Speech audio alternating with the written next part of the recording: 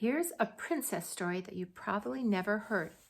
You know how some princess stories, they're in trouble and they have to figure out how to get out of trouble, and sometimes they don't do it by themselves. Sometimes they ask for help because they don't. Well, some princesses can do it by themselves because they're strong and brave. And this is the story of one of those princesses called the Practical Princess. Do you know what practical means? Practical means that you have good thinking, that you know how to think things through and you think of good solutions. So practical means that you sit and think about things.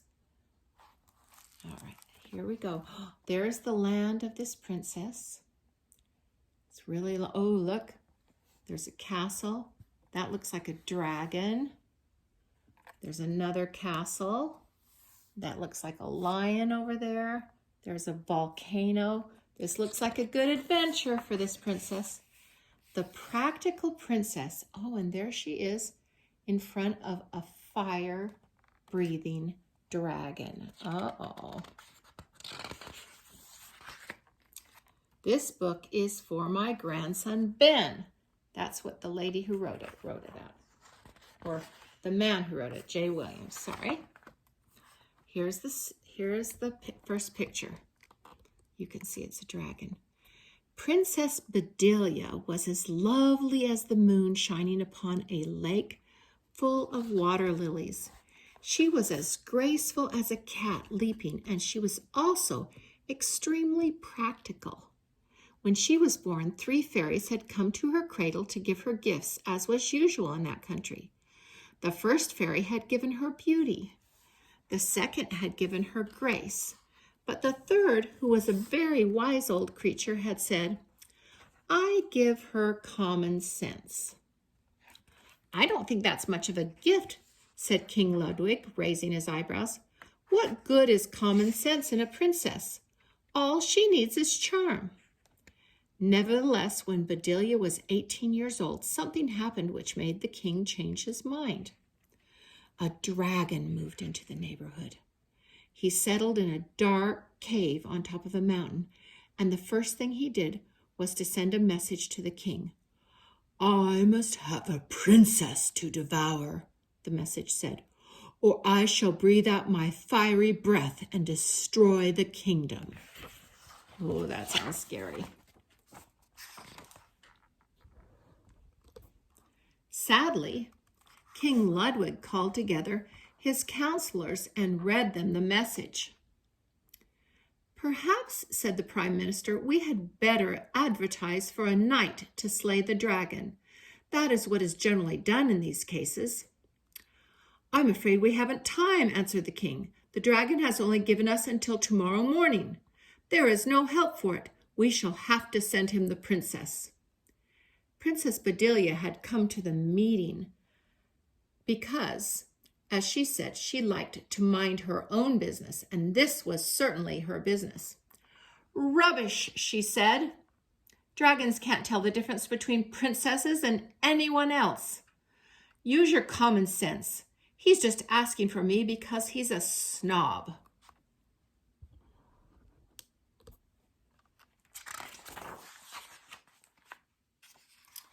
That may be so, said her father, but if we don't send you along, he'll destroy the kingdom. Right, said Bedelia. I see I'll have to deal with this myself. She left the council chamber. She got the largest and grandest of her state robes and stuffed it with straw and tied it together with string. Into the center of the bundle, she packed about 100 pounds of gunpowder. She got 2 strong young men to carry it up the mountain for her. She stood in front of the dragon's cave and called, Come out! Here's the princess! The dragon came blinking and peering out of the darkness. Seeing the bright robe covered with gold and silver embroidery and hearing Bedelia's voice, he opened his mouth wide.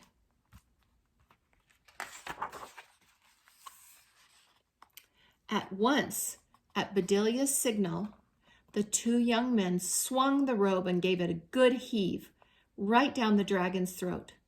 Bedelia threw herself flat on the ground, and the two young men ran.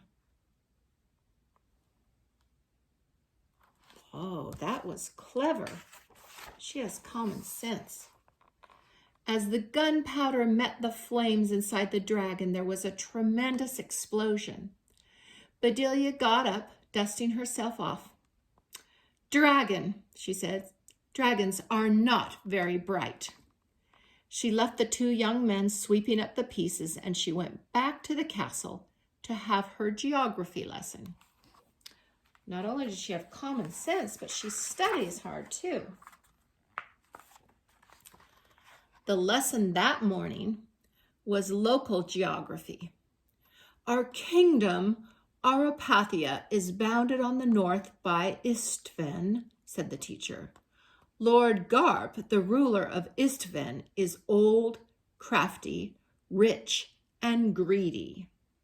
At that very moment, Lord Garp of Istvan was arriving at the castle.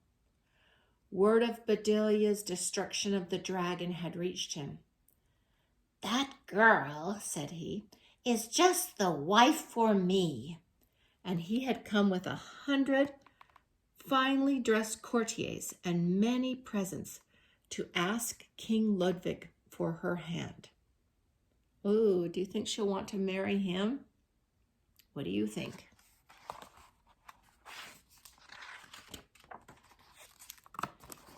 The king sent for Bedelia. "My dear," he said, clearing his throat nervously, "just see who is here." "I see. It's Lord Garp," said Bedelia. She turned to go. "He wants to marry you," said the king. Bedelia looked at Lord Garp. His face was like an old napkin, crumpled and wrinkled. It was covered in warts, as if someone had left crumbs on his chin and none on his head. He only had 2 teeth. 6 long hairs grew from his chin. She felt like screaming. However, she said, "I'm very flattered. Thank you, Lord Garp. Just let me talk to my father in private for a minute." When they had retired to a small room beside the throne, Bedelia said to the king, "What will Lord Garp do if I refuse to marry him?" "He is rich, greedy, and crafty," said the king unhappily. "He is also used to having his own way in everything.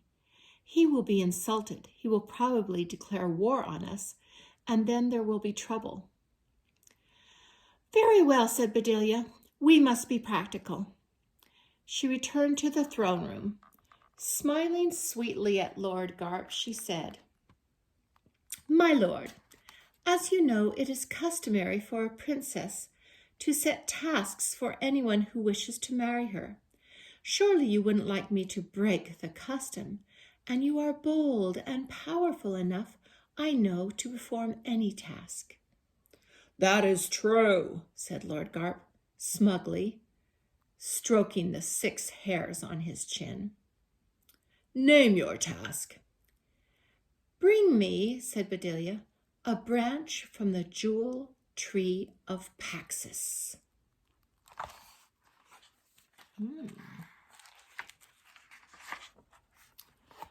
Lord Garp bowed, and off he went. "I think," said Bedelia to her father, "that we have seen the last of him, for Paxis is 1,000 miles away, and the jewel tree is guarded by lions, serpents, and wolves." It's a good thing she did her geography lesson, because she knew all these things.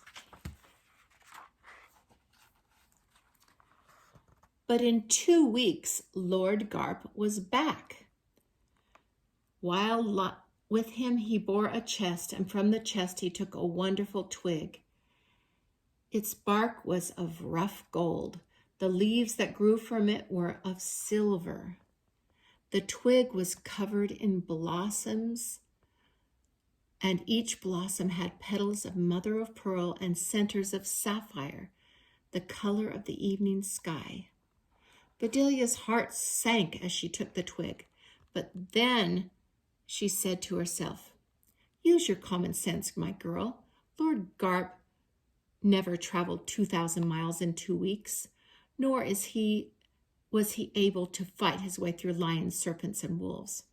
She looked more carefully at the branch. Then she said, "My lord, you know that the jewel tree of Paxus is a living tree, although it is made of jewels."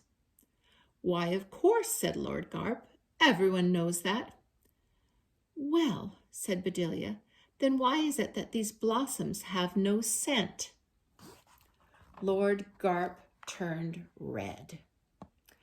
"I think," Bedelia went on, "that this branch was made by the jewelers of Istvan, who are the best in the world. Not very nice of you, my lord. Some people might even call it cheating." Lord Garp shrugged. He was too old and rich to feel ashamed, but like many men used to having their own way, the more Bedelia refused him, the more he was determined to have her. "Never mind all that," he said. "Set me another task. This time I swear I will perform it."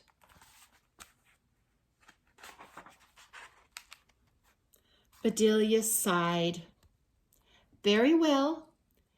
Then bring me a cloak made from the skins of salamanders who live in the volcano of Scoria." Lord Garp bowed, and off he went. "The volcano of Scoria," said Bedelia to her father, "is covered with red-hot lava. It burns steadily with great flames and pours out poisonous smoke so that no one can come within a mile of it." "You have certainly profited by your geography lessons," said the king with admiration. Nevertheless, in a week, Lord Garp was back. This time he carried a cloak that shone and rippled with all the colors of fire. It was made of scaly skins, stitched together with fine golden wire. Each scale was red and orange and blue like a tiny flame. Bedelia took the splendid cloak. She said to herself, "Use your head, miss. Lord Garp never climbed the red-hot slopes of the volcano of Scoria."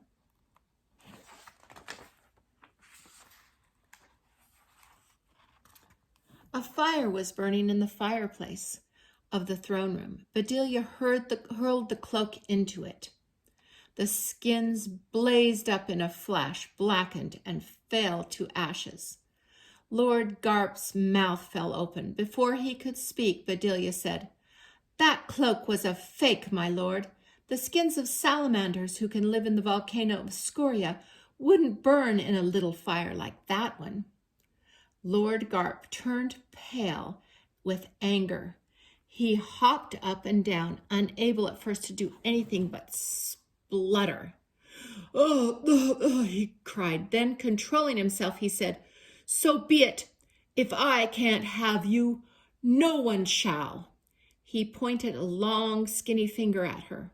On the finger was a magic ring. At once, a great wind arose. It blew through the guard room. It sent King Ludwig flying one way and his guards the other. Bedelia was picked up and whisked off through the air.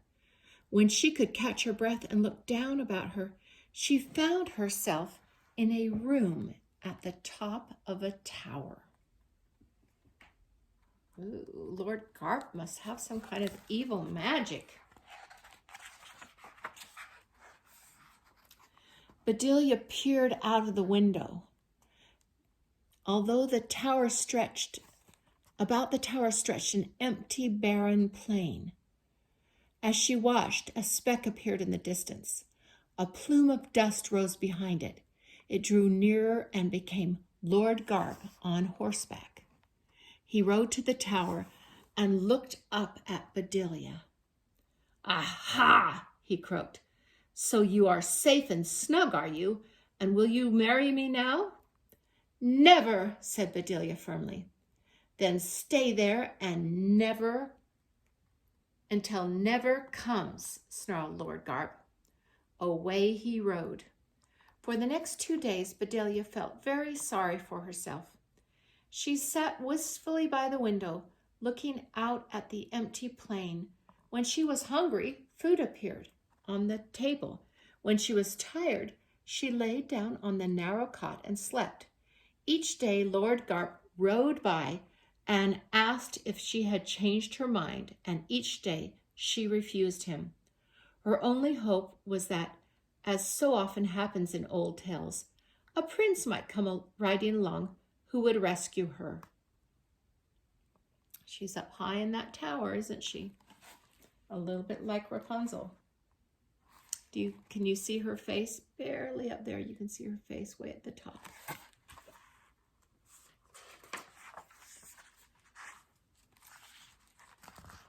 But on the 3rd day, she gave herself a shake. Now then, pull yourself together, she said evenly. If you are waiting for a prince to rescue you, you may sit here forever. Be practical. If there's any rescuing to be done, you're going to have to do it yourself. She jumped up. There was something she had not yet done, and now she did it. She tried the door. It opened. Outside, there were 3 other doors, but there was no sign of a stair or any way down from the top of the tower. She opened 2 of the doors and found that they led into cells just like hers, but empty. Behind the 4th door, however, lay what appeared to be a haystack. From beneath it came the sound of snores. And between snores, a voice said, 6,012,000. 6,013,000. 6,014,000. Cautiously, she went closer. Then she saw that what she thought was taken for a haystack was in fact an immense pile of blonde hair. Parting it, she found a young man sound asleep.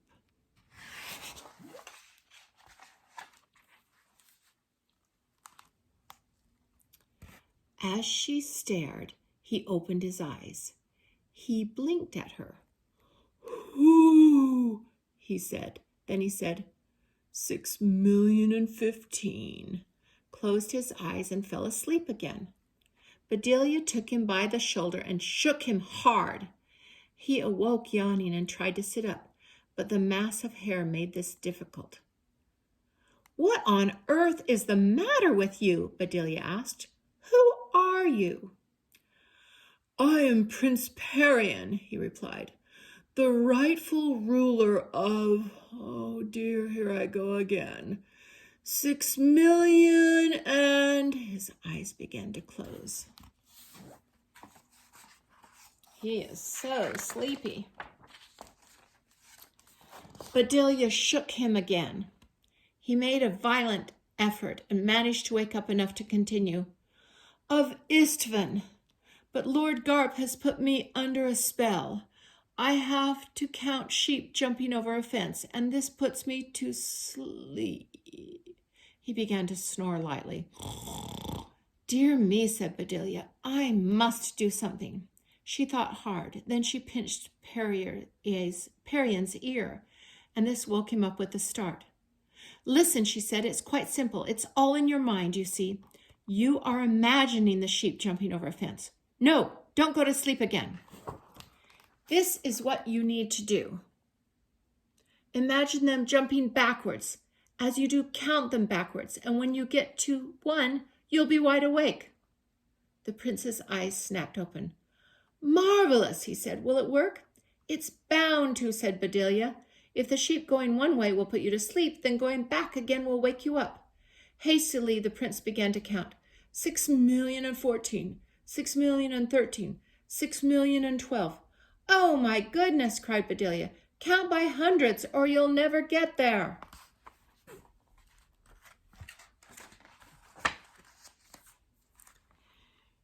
He began to gabble as fast as he could, and with each moment that passed, his eyes sparkled more brightly.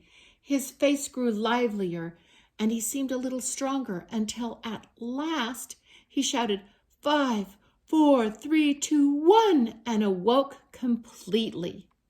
He struggled to his feet with a little help from Bedelia. Heavens, he said, look how my hair and beard have grown. I've been here for years. Thank you, my dear. Who are you, and what are you doing here? Bedelia quickly explained. Perian shook his head.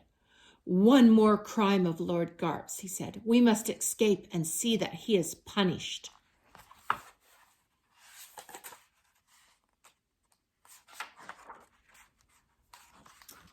Easier said than done, Bedelia replied.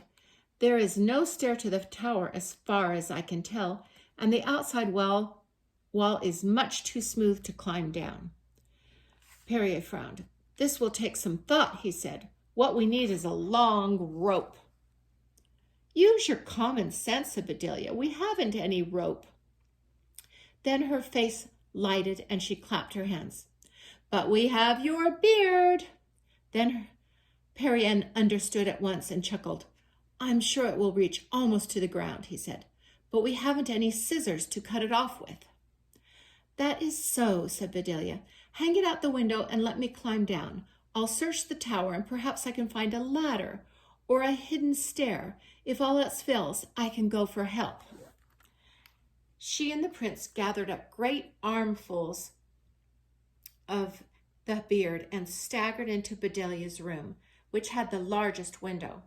The prince's long hair trailed behind and nearly tripped him.